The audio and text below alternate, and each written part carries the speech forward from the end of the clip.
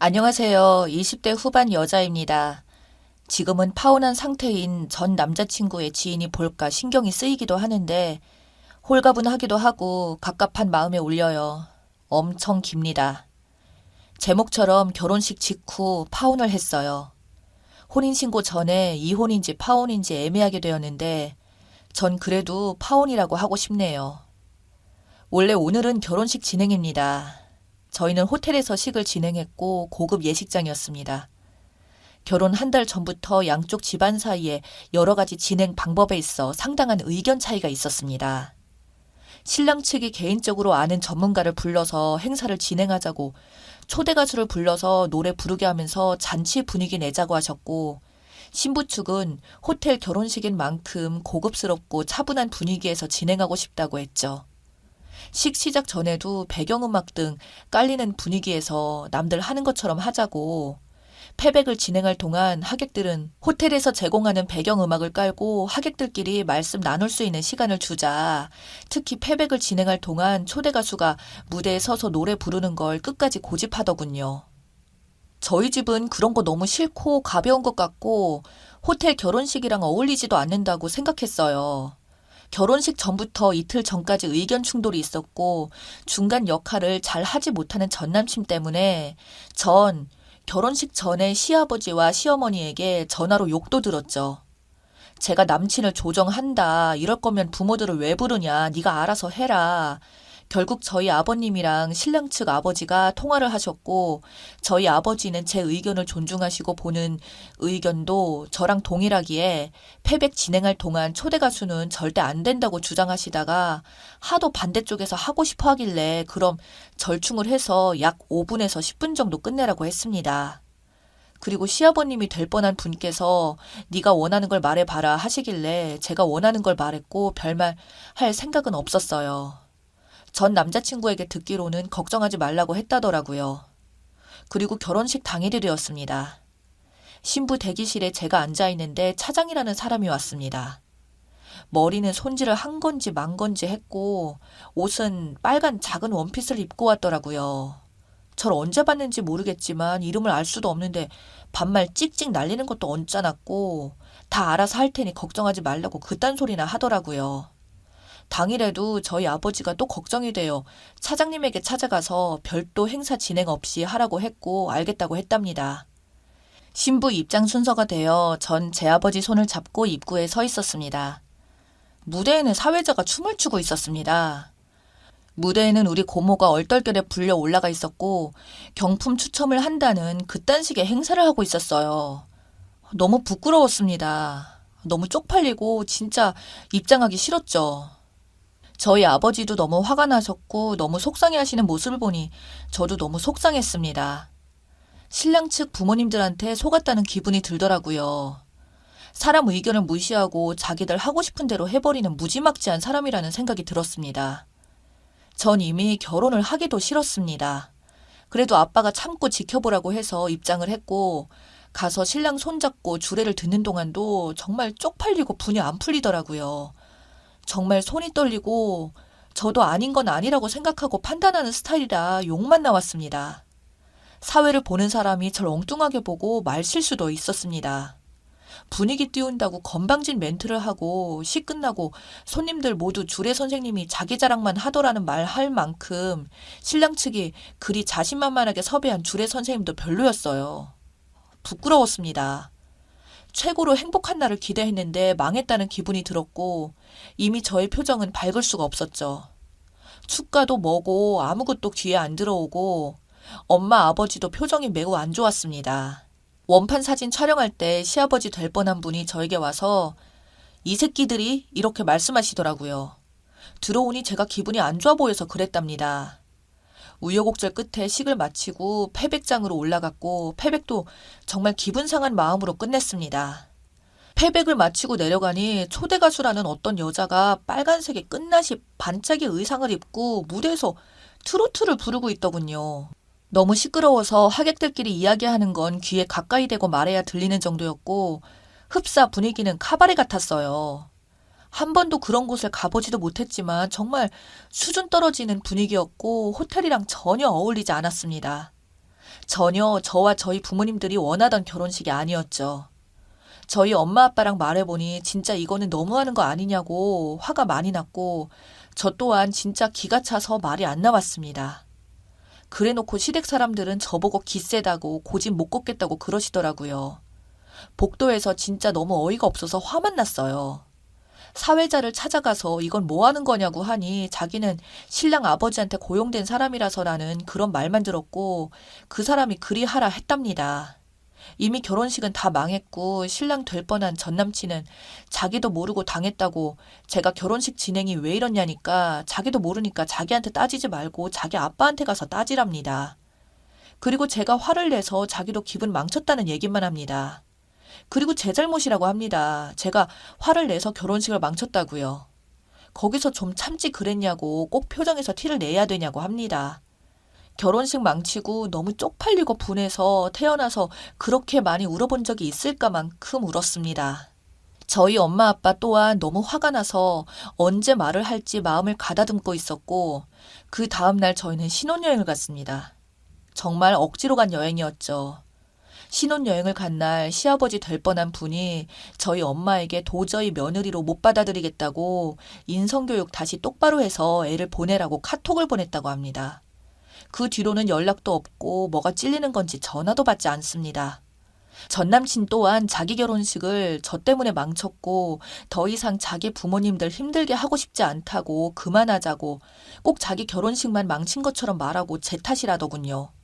거기서 화를 못 참은 저희 부모님도 결혼식 끝나고 그날 밤에 제가 그렇게 된 게 너무 속상하고 마음 아파서 그 집에 시집 못 보내겠다고 생각하고 있었는데 그래도 상대편에서 먼저 사과를 하면 잘 풀어볼 생각이었답니다. 하지만 먼저 그쪽에서 하는 말은 도저히 용납이 안 되어서 저희 부모님도 안 보내겠다고 상식이 안 통하는 사람이라고 하셨습니다. 신혼여행 다녀와서 신혼집에 있던 각자의 짐들도 다 챙겨서 집도 비웠습니다. 여태까지 미안하다는 말 한마디 없어요.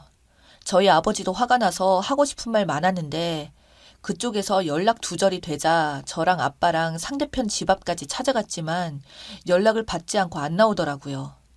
저희 아버지는 상대편에게 속았다는 생각에 너무 괘씸해서 아직까지 속상해 하십니다. 저는 제가 그 상황에서 화를 참고 입장을 했지만 더 참아서 화를 안 냈었다면 도저히 그렇게 안 된 걸 그냥 저의 운명이라고 생각하기에 이르렀습니다. 이렇게 무지막지한 집안에 시집가서 자기 부모에게 자기의 의견을 일도 주장하지 못하는 전남친이랑 안 살게 되어 다행인 셈이죠. 또한 잘못한 게 없다고 뻔뻔하게 나오는 시댁 어른들을 안 모시고 살게 되어 다행이라고 생각합니다. 저도 아버지도 지역 사회에서 오래 일했기 때문에 집안의 결혼이라서 주변에 널리 다 알려졌지만 이제 그냥 파혼하겠다고 제가 제 입으로 말하고 다녀요. 결혼 진행을 할 때도 시부모님이 이기적이라는 생각을 많이 했었는데 이 정도로 뻔뻔할 줄 몰랐습니다. 그리고 전남친도 자기 엄마 아빠 말 잘 듣는 줄 알았는데 엄마 아빠 더 이상 속상하게 하기 싫다는 말 듣고는 정말 이 정도로 문제가 있냐라는 생각했습니다. 저는 공무원 5년차 7급이고 저희 아버지 또한 공직자 30년 차입니다. 전남친은 본인 아버지랑 개인 사업자로 사업체를 운영 중이고 아버님이 사장, 본인은 직원입니다. 가족이 운영하죠. 상대편에서도 마음에 안 들어 있을지도 모르지만 저희 부모님 또한 공무원 사위를 원하셨지만 제가 좋다고 해서 결혼을 허락한 케이스예요. 엄마 아빠가 반대하는 결혼은 왜 하지 말아야 하는지 알겠습니다. 돈도 많이 쓰고 쪽팔리기도 하지만 그래도 이겨낼 겁니다. 주인공은 이미 댓글에 답글을 다셨네요. 결혼식의 관계자분들이 댓글을 달으셨고 일부 사연도 같이 소개해 드릴게요. 저희 집이 거지도 아니고 식대를 누가 냈겠어요. 나이는 제가 남자보다 2살 더 어리고요. 제가 특별히 결혼을 재촉한 적 없습니다. 여행 가서도 전 이미 마음이 떠서 여행하기 싫은데 안 간다고 하니 또 저보고 이기적이라면서 뭐라고 하더라고요. 하객수도 많고 하면 본인 환갑이나 가족잔치를 하셨어야죠. 무시하고 강요한 건 잘못된 건지 생각이 들었습니다. 그리고 저 댓글은 지우신 것 같은데 허위 사실인가 알아볼까요? 파혼이든 이혼이든 숨기려고 생각한 적 없어요. 숨기려 해도 숨겨지지 않겠죠. 각오하고 쓴 거예요. 그리고 전 제가 식장에서 하는 거 다 했다고 한 적 없어요. 저는 이미 식 입장 전에 표정은 똥 씹은 표정이었고 조치도 못 취한 채 성질은 있는 대로 난 상태였어요. 제가 전 남친한테 배려가 없어서 거기서 화를 못 참아서 화를 냈다고 하시던데 그럼 그렇게 싫다고 행사 진행하지 말자고 말했는데 기어코 강행한 것은 무슨 대쪽 같은 경우인가요? 대한민국의 어떠한 신부가 첫 결혼식에서 신부 입장 전에 사회자가 트로트를 혼자 부르고 무대에서 개다리 춤을 추고 백화점 사원 행사처럼 경품 추천한다 하며 진행하는데 온화하고 평안한 마음으로 입장할 수 있을까요? 본인이 원했으면 모르겠으나 결사 반대를 한 상황이에요. 저한테 화를 못 참았다고 하시는 분들은 본인이 이런 상황에 처했을 때도 그렇게 화를 잘 참아낼 수 있다고, 그렇게 할 수 있다고 장담하실 수 있나요? 이 사건은 당사자들 6명 모두 잘못이 있음에도 결혼식 망친 걸 제 탓을 하고 있으니 제가 미치는 거죠. 그게 전부 제 탓인가요? 저 혼자 다 뒤집어 쓸 순 없죠. 왜 모두가 제 탓을 하는 건가요? 차라리 저희 엄마나 아버지 중에 하나라도 이런 결혼 진행 방식을 좋아했다면 억울하지도 않겠어요. 결혼식장 오신 분들도 있으실 것 같은데 제가 편안하게 말씀한다고 하시는 분들은 결혼식 진행에 대해서 앞뒤 상황을 아시나요? 어디가 편안했나요?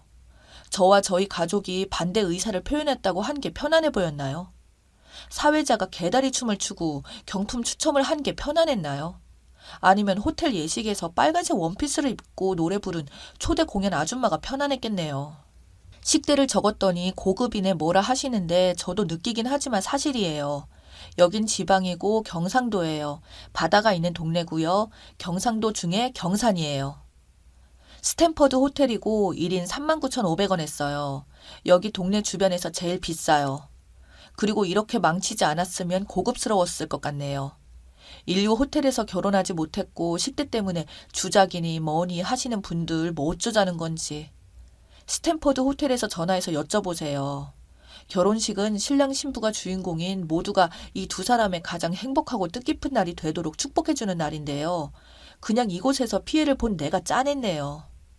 돈도 많으신 것 같은데 시아버님 왜 그러셨어요? 회갑잔치는 따로 하세요. 그저 눈에 띄고 싶으셨나 봐요. 한참 모질한 남편이랑 작자도 귀하다며 다시 데려가 맘고생을 하시겠어요. 결혼을 앞에 두신 여성분들 조심하시고 잘 확인하시고 이런 시아버지면 하지 마세요. 이런 남편, 이런 시댁 걸리면 뭐 된 거예요.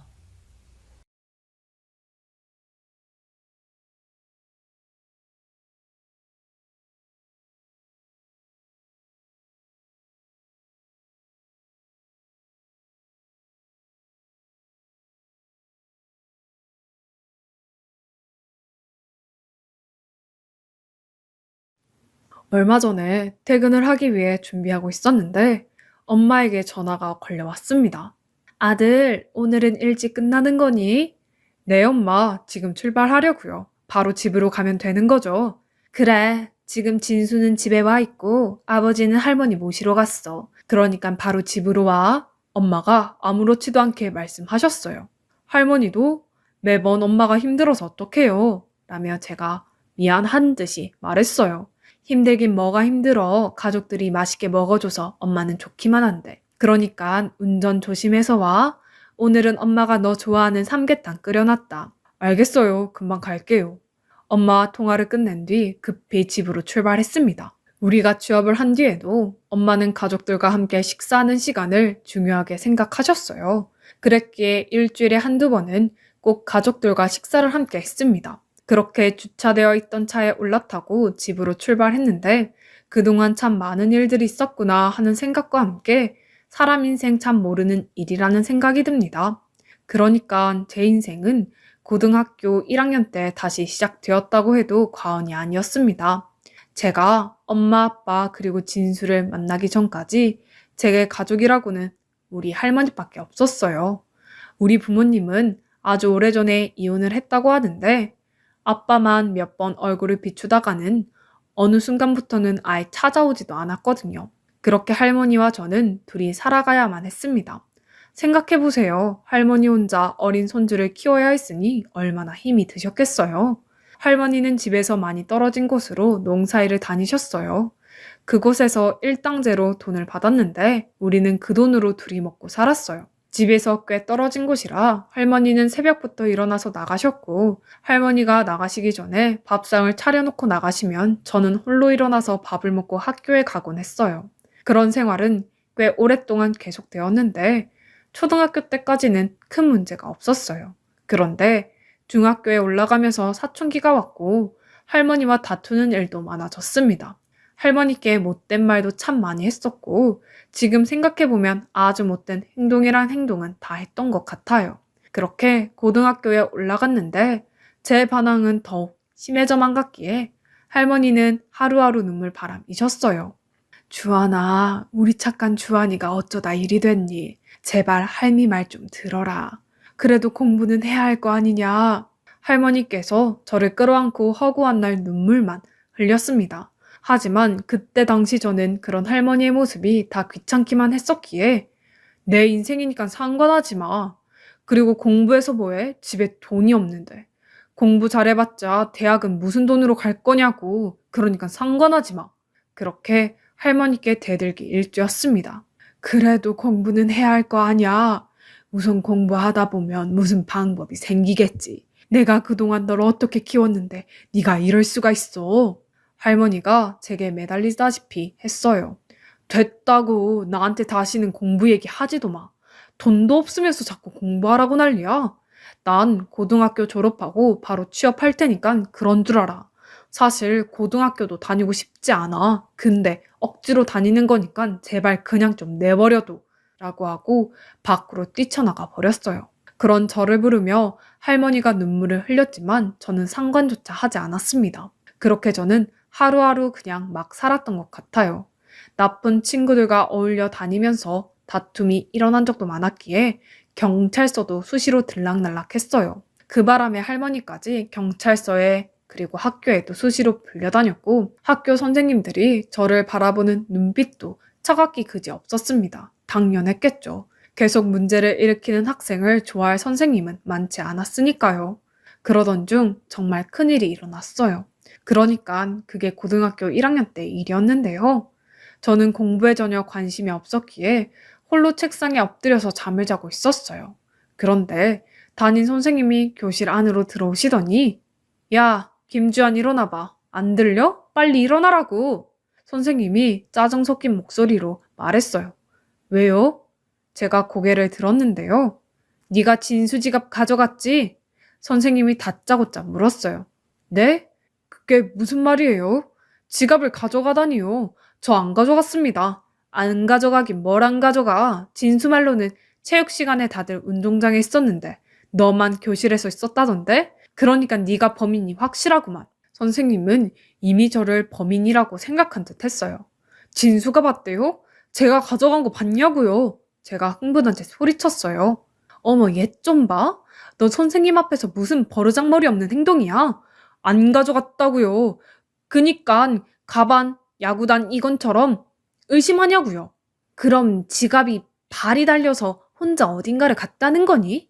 그러니까 네가 왜 체육 시간에 교실에 혼자 남아있어? 너 그거 자체가 문제인 거야.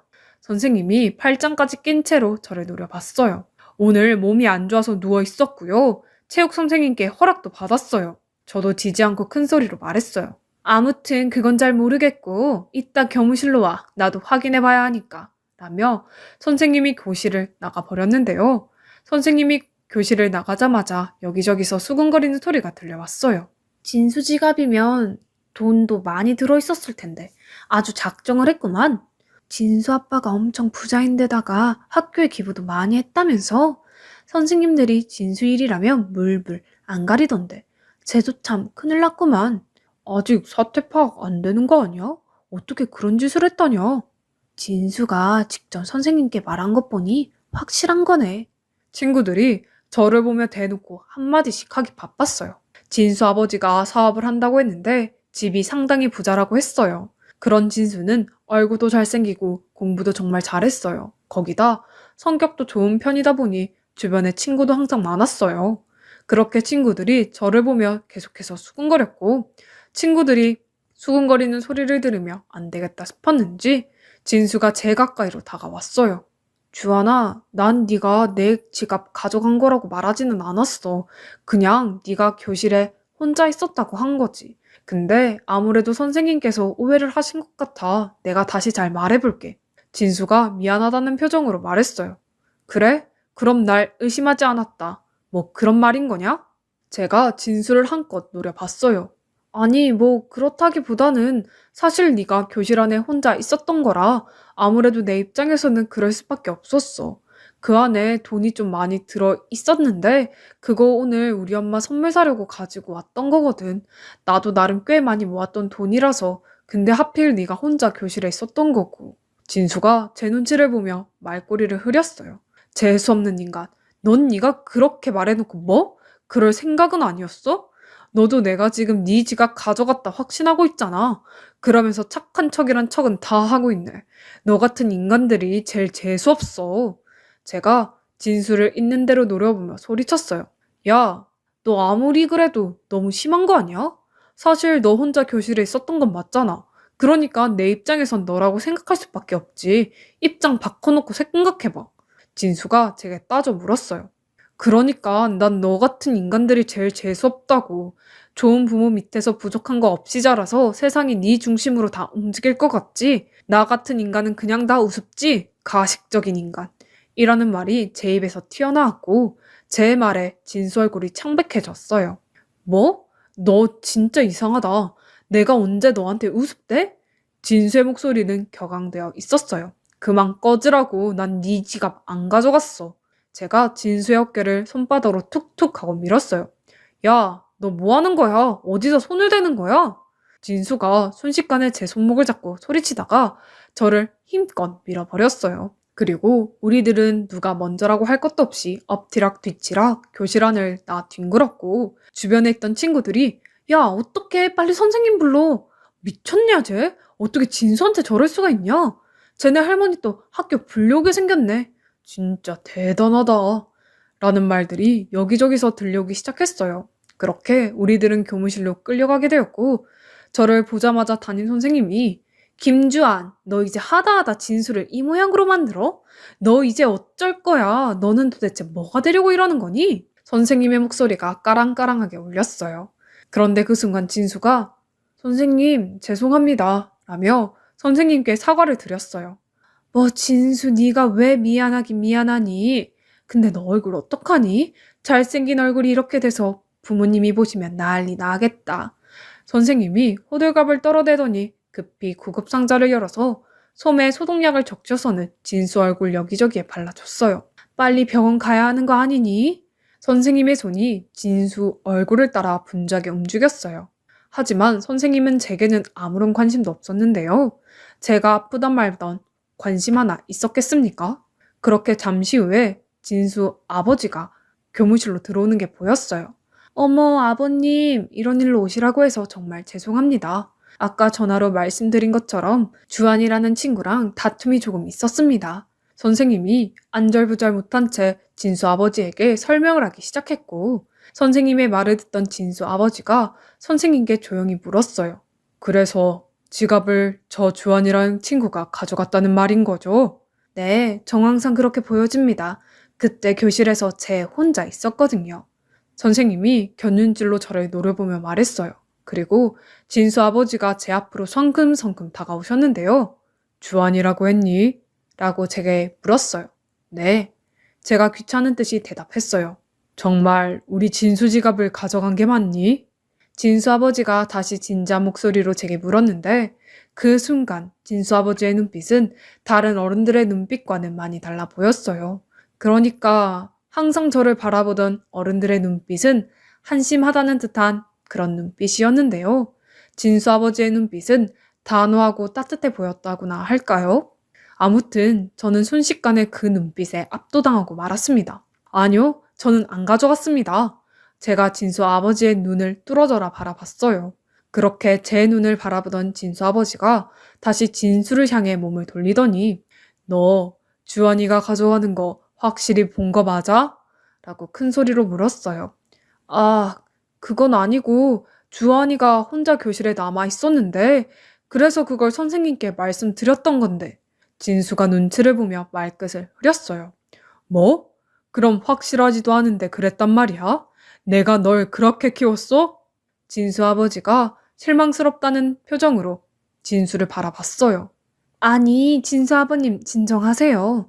아무리 봐도 주한이가 확실한 것 같아서 진수가 그랬던 것 같습니다. 사실 그동안 주한이 행실도 그렇고 거기다 할머니와 단둘이 살고 있거든요. 그러다 보니까 아무리 봐도 그럴 수밖에 없지 않았나 싶어요. 옆에 있던 담임 선생님이 놀라서 진수 아버지를 말렸어요. 하지만 다음 순간 진수 아버지가 선생님까지 노려보면서 물었습니다. 선생님, 주제넘는 말인지는 모르겠습니다만 모름지기 교육자라면 그리 하시면 안 되는 거 아닙니까?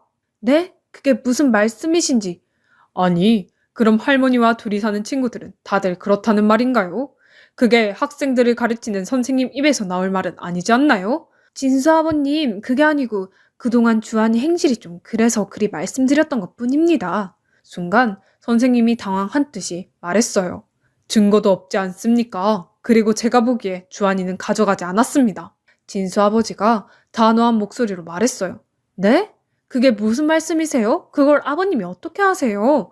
주한이 눈을 보면 알 수 있어요. 거짓말을 하고 있지 않습니다. 내 말이 맞지? 진수 아버지가 저를 바라봤는데요. 그 순간 저도 모르게 고개를 떨구고 말았습니다. 처음으로 저를 믿어준 어른이 아니었을까 하는 생각마저 들었거든요.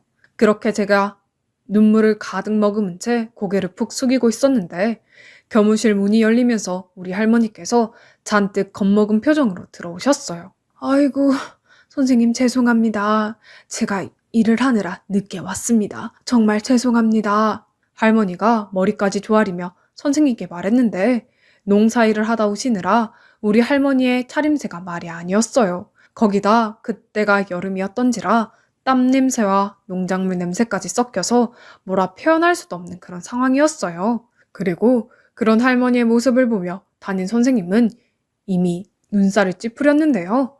뭐야, 이게 무슨 냄새야? 라며 코를 틀어막아 버렸어요. 그 순간 제가 얼마나 비참했는지 모른답니다. 하지만 진수 아버지는 달랐습니다. 우리 할머니를 보자마자 한 걸음에 달려가시더니 안녕하세요. 주한 학생 할머님이세요? 알고 보니 우리 진수가 잘못한 건데 괜히 바쁘신 할머니까지 오시게 만들었네요. 정말 죄송합니다. 우리 할머니에게 허리까지 숙이시며 사과했어요. 그 모습에 제 눈에서 눈물이 비 오듯이 쏟아내렸답니다. 그날 저는 흐르는 눈물을 주체할 수가 없었는데 그동안 쌓였던 서러움이 한꺼번에 몰려왔던 것 같아요. 자식을 어머니에게 맡기고 연락 한 통 없던 우리 부모에 대한 서러움까지 더해져서 더 그랬던 것 같습니다. 그렇게 교무실 안이 술렁이기 시작했어요. 담임 선생님의 얼굴이 홍당무처럼 변해 있었으니까요. 다른 선생님들조차 고개만 푹 숙인 채 아무 말도 못하고 있었어요. 할머님, 별일 아니니까 걱정 안 하셔도 됩니다. 우리 아들이 잘못 알고 주한 학생한테 그랬던 것 같습니다. 주원 학생 치료비는 제가 부담하도록 하겠습니다. 정말 죄송합니다. 진수아 아버지가 우리 할머니께 다시 사과를 했고, 아이고, 아닙니다. 그리고 정말 감사합니다. 우리 할머니가 떨리는 목소리로 말을 했어요.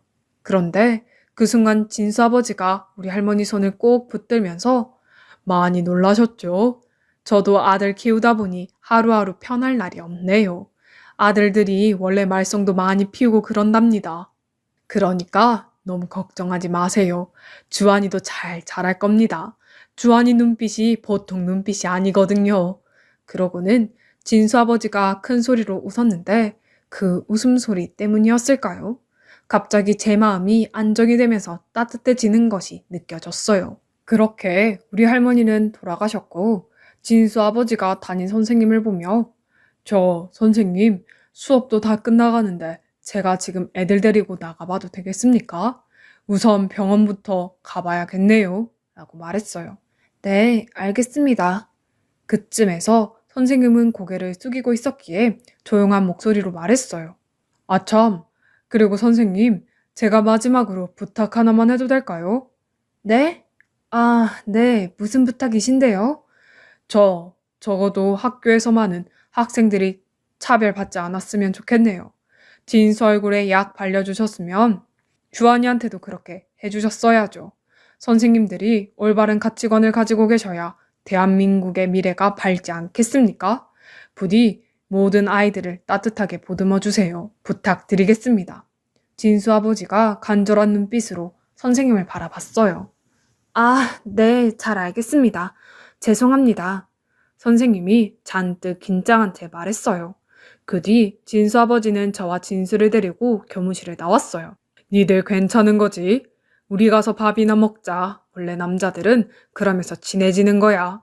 그리고 진수와 저를 보며 활짝 웃었어요. 그리고 우리들을 데리고 꽤 좋은 식당으로 들어갔는데 그동안 살면서 그런 식당은 처음이었던 것 같습니다. 정말 으리으리한 그런 식당이었거든요. 그곳에서 처음으로 스테이크라는 것을 먹게 되었는데 어떻게 먹어야 할지 모르겠더라고요. 그래서 제가 어리둥절한테 앉아 있었는데요.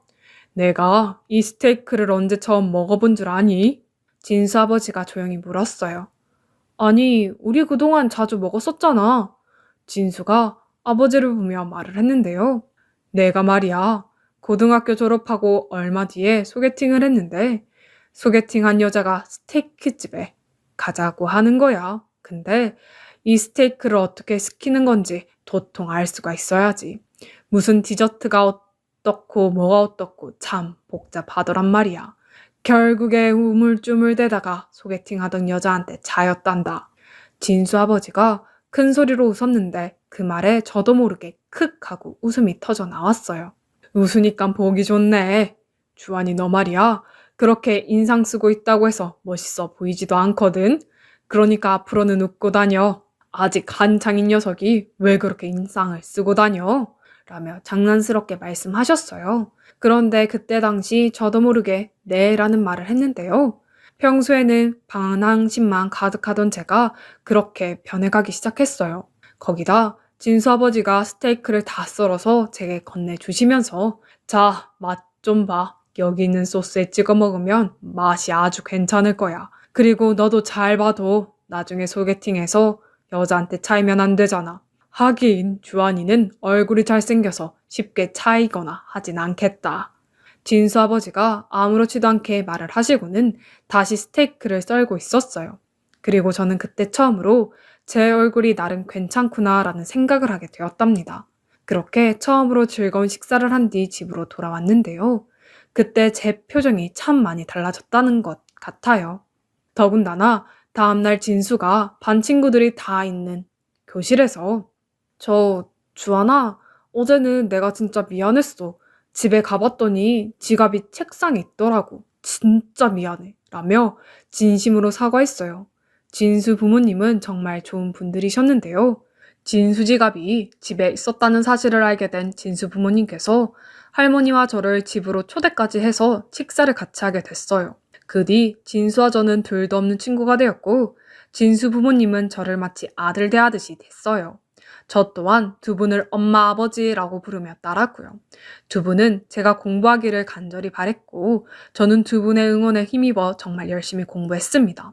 그나마 다행이었던 것이 머리가 나쁘지 않았던 것인지 두 분의 도움을 받아 진수와 함께 과외도 받으면서 성적이 눈에 띄게 좋아졌어요. 그때쯤 저는 더 이상 문제 많던 김주환이 아니었어요. 어느덧 모범생이 되어 얼굴 표정 자체가 바뀌어 있었답니다. 그렇게 저는 두 분의 든든한 지원을 받아 열심히 공부했는데 고2가 되던 해에 세무사가 되고 싶다는 생각을 했기에 종일 책상 앞에 붙어 있었던 것 같아요. 어느 날 아버지가 우리를 보며 우리 집에 세무사 한 명 있었으면 좋겠다. 사업을 하다 보니 세무사가 꼭 필요해. 라는 말씀을 하셨거든요. 그런 아버지 때문이었을까요? 저는 세무사가 돼야겠다는 생각을 하게 되었어요. 그렇게 대학을 졸업하고 몇 년 뒤 저는 세무사가 되었습니다. 물론 시험에서 몇 번 떨어지긴 했지만 그때마다 사람이 시험에 다 떨어져 보기도 하고 그래야 강해지는 거야. 아버지가 제 옆에서 든든하게 응원해 주셨기에 저는 계속 도전할 수 있었고 얼마 뒤에 당당하게 시험에 합격했습니다.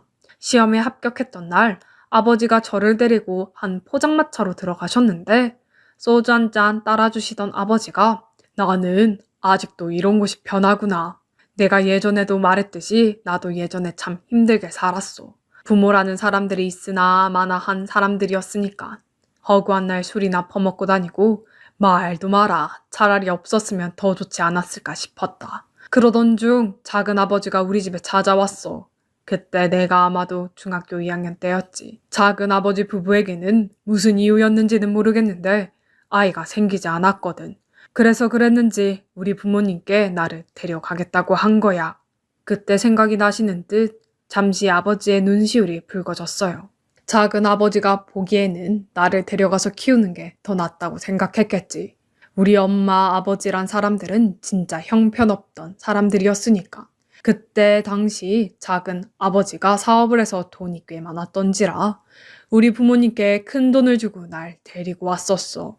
그렇게 난 작은 아버지, 작은 어머니 밑에서 자랐다. 근데 두 분이 어찌나 잘해주시던지 세상에 이런 사람들도 있구나 하는 생각까지 들더구나.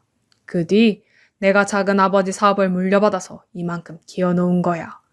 두 분 덕분에 내가 아주 잘 살았지. 아마도 그때 친부 밑에 있었다면 사람 구실도 못했겠지. 아버지가 긴 한숨을 내쉬었어요. 그럼 아버지 친부모님은 어떻게 되셨어요? 제가 놀라서 물었어요. 그 뒤로 내가 잘 산다는 소식을 듣고 와서는 작은 아빠 부부에게 돈도 뜯어간 모양인데 마음 약한 작은 아빠 부부가 계속 돈을 해준 모양이야. 근데 내가 사업을 물려받은 뒤로는 그 사람들에게 한 푼도 주지 않았단다. 차라리 기부를 하면 했지 절대 주고 싶지 않더구나. 그렇게 뜯어간 돈으로 도박에 술에 아주 난리도 아니었거든. 한동안 난리를 치더니 나중에는 포기한 모양이더구만. 근데 말이야. 옛날에 내가 니들 학교에 갔을 때 네 눈빛이 옛날 내 눈빛이랑 똑같더구나. 그래서 내 마음이 많이 아팠어. 어쩌면 그래서 내가 너한테 더욱 마음이 갔었는지도 모르겠다. 근데 확실히 느꼈던 건 그날 네가 거짓말을 하고 있지 않다는 거였어. 근데 부당한 대우를 받고 있었던 거고 그런 너한테 옛날에 내 모습을 봤던 것 같아. 그래서 내가 너한테 그렇게 했던 거야. 너는 나랑 많이 닮아 있었거든. 이라며 아버지가 소주잔을 담숨에 비우셨어요. 그 뒤 우리는 정말 가족이 되었는데요. 일주일에 한두 번 다 같이 모여서 식사도 하고 그렇게 지냈어요. 물론 우리 할머니도 같이 식사를 했고요. 그날도 아버지가 할머니를 모시고 오셔서 다 같이 모여서 엄마가 끓여준 삼계탕을 먹었는데 어찌나 맛있었는지 모르겠습니다. 엄마는 항상 그렇듯 따뜻한 밥상을 차려서 우리 가족들에게 웃음을 주곤 하셨어요. 그리고 평생 고생만 하신 우리 할머니도 요즘은 조금이나마 편하게 살고 계신답니다. 비록 피를 나누지는 않았지만 우리는 완벽한 가족이랍니다. 앞으로도 우리 가족이 행복하게 오래오래 같이 살았으면 좋겠네요.